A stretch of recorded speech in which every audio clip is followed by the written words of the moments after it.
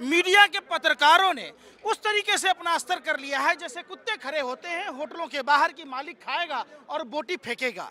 सरकार एक नंबर का निर्लज्ज, बेशरम, जिसको कहते हैं अमानवीय, निष्ठुर, पूरी मदारियों की टोली है। सिर्फ देख रहे भारत माँ की आंचल में झांक के कि क्या क्या बचा है, कर क्या रहे, अब मुजरा गा रहे बैठ के। प्लानिंग के तरह जसोदाबेन जी को नरेंद्र मोदी जी छोड़ दिया था जब हरी जवानी घुट घुट कर मरती रही। किसान का बेटा फटा हुआ चड्डी पहन के घूमे, यही चाह रहे।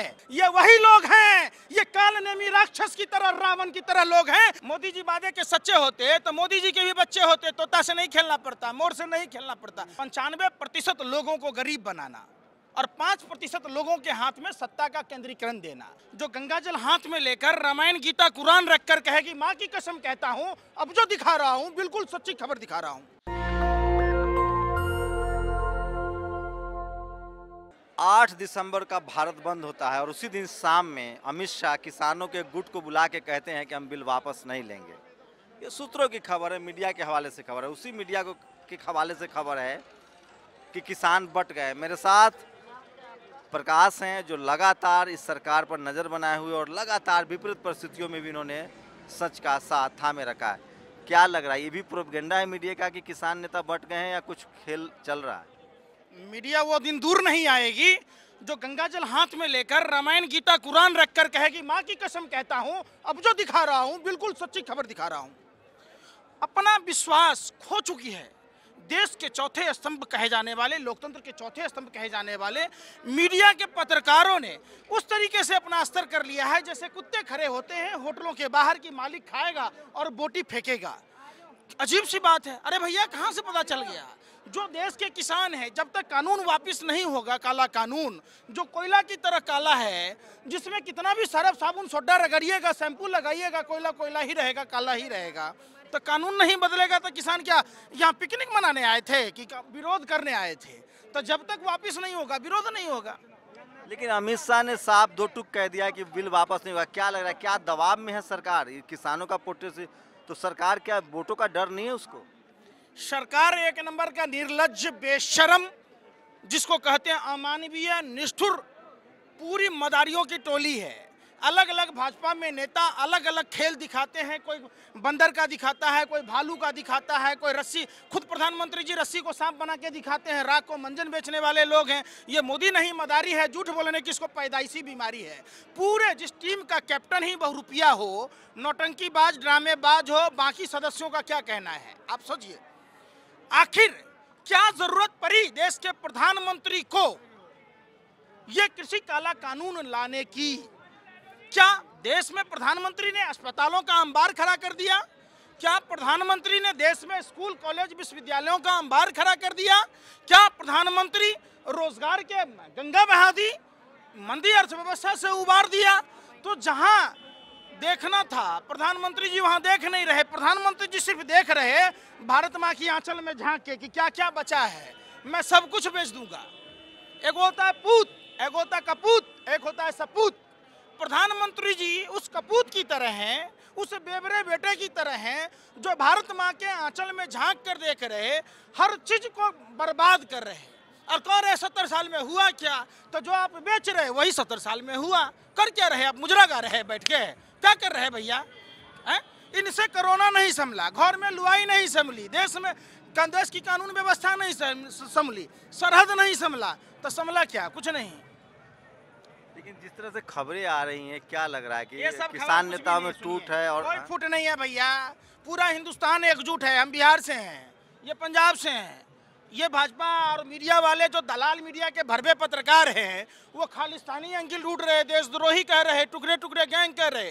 अरे ये वही समाज के लोग हैं जो आज हमारी माँ बहन बेटियां हिंदू धर्म में सुरक्षित हैं तो इनकी कुर्बानी के बदौलत है।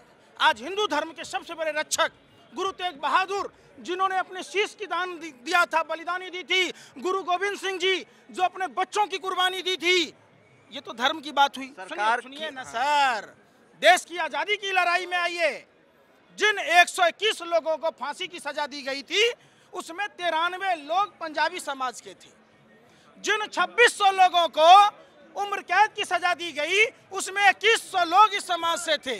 ये समाज फिर आज को दूसरी गुलामी, जो ईस्ट इंडिया पार्ट 2 की सरकार है, जो देश को गुलाम बनाना चाह रही है, ये दूसरी आज़ादी की लड़ाई लड़ रहे, हम सभी भारतवासियों को इनका साथ देना चाहिए। इनके कंधे से कंधा मिलाकर इस आज़ादी की लड़ाई को हमारे बाप दादाओं ने गोरे अंग्रेजों को 7 समुंदर पार खदेड़ा था। अब हम काले जो हैं देश के युवा, उनको काले अंग्रेजों को 7 समुंदर पार खदेड़ना है। लेकिन मोदी के सपोर्टर जो हैं, जो सोशल मीडिया पर वो हैं या टीवी अखबार, वो कह रहे हैं कि ये लोग किसान नहीं है, एक कॉन्स्पिरेसी है, एक प्लानिंग के तहत इन लोग को जमा किया गया और ये राजनीति कर रहे हैं। प्लानिंग के तरह जसोदाबेन जी को नरेंद्र मोदी जी छोड़ दिया था, जब भरी जवानी घुट घुट कर मरती रही, न सुहागन रही न विधवा। क्या प्लानिंग होता भैया? अरे किसान कहाँ से नजर नहीं आते, बताइए ना। ये भाजपा के नेता कहता है कि जींस पैंट पहन लिया तो किसान नहीं है, कोई अंग्रेजी बोल लिया तो किसान नहीं है। तो क्या देश में आज़ादी के पहले लोग अंग्रेजी नहीं पढ़ते थे? किसानों के बेटा क्या कहना चाहते हैं कि किसान का बेटा फटा हुआ चड्डी पहन के घूमे, यही चाह रहे हैं? अरे तो शुक्र है मोदी जी, आपने 24 घंटे का नाम नहीं बोला, 18 घंटे का ही नाम बोला, नहीं तो आज हमारी चड्डी भी गई होती, हम पेड़ के पत्ते पहन रहे होते, हम पत्थरों को रगड़ कर चूल्हा जला रहे होते, आग पैदा कर रहे होते। यही चीज, यही भारत चाह रहा है, यही नहीं नया भारत चाह रहे। आप समझिए, जो कॉन्ट्रैक्ट फार्मिंग 103 साल पहले राष्ट्रपिता महात्मा गांधी गुजरात से ही थे, बैरिस्टर थे, उन्होंने बैरिस्टरी छोड़कर अपनी हृदय की संवेदना को देखते हुए किसानों के पक्ष में आकर बिहार के चंपारण से उन्होंने कॉन्ट्रैक्ट फार्मिंग को खत्म किया। ये महात्मा गांधी को भी गलत बता रहे हैं। अंग्रेज करवाते थे, अंग्रेज करवाता था। भगवान श्री कृष्ण क्या बोला? जो अपने आप को ये भगवा वस्त्र पहन लेता है, कहता है हम हिंदू धर्म के ठेकेदार हैं, ये वही लोग हैं, ये कालनेमी राक्षस की तरह, रावण की तरह लोग हैं जो हिंदू धर्म को बदनाम कर रहे हैं। हिंदू धर्म में प्रभु श्री कृष्ण ने कहा था किसान ईश्वर का सहायक होता है। राजा जो है वो किसान से छोटा होता है, किसान राजा से बड़ा होता है। तो पूछी महादेवी की कैसे? तो कहा हे महादेवी, राजा तो सिर्फ अपने राज्य का पालक होता है, किसान तो पूरी मानवता का पालक होता है। इस बात को यथार्थ में गुरु नानक देव जी ने जब गुरु का लंगर शुरू किया, आप एक बात देखते होंगे, पूरे विश्व में आज इनका डंका बजता है। और ये समाज जब तक सूरज चांद रहेगा, जब तक ये धरती रहेगी, तब तक सिख समुदाय को याद किया जाएगा। क्या नरेंद्र मोदी जी आप गुरुद्वारों में जाते थे? क्या आप गुरुद्वारे जैसी व्यवस्था 6 किसी मंदिरों में करा पाए? है आपकी कैपेसिटी? ये बताइए, ये बिल क्यों लगता है आपको, क्यों लाया गया है, क्यों, इसे क्या? फिगर साफ है। जब मुकेश अंबानी जियो फोन को लॉन्च करता है, तब प्रधानमंत्री जी एमटीएनएल और बीएसएनएल जैसी कंपनी को डुबोने के लिए जियो फोन के ब्रांड एम्बेसडर, सेल्समैन, सप्लायर बन जाते हैं।